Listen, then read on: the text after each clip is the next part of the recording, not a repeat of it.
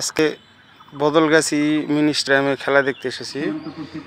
খেলার আগে মাঠটা দেখলাম, অনেক সুন্দর মাঠ। হ্যাঁ, মাঠটা অনেক সুন্দর। মাঠের চারধার ঘুরে দেখলাম বদলগাছি মিনি স্টেডিয়াম। আজকে খেলা আছে ধামুরহাট বনাম রানীনগর।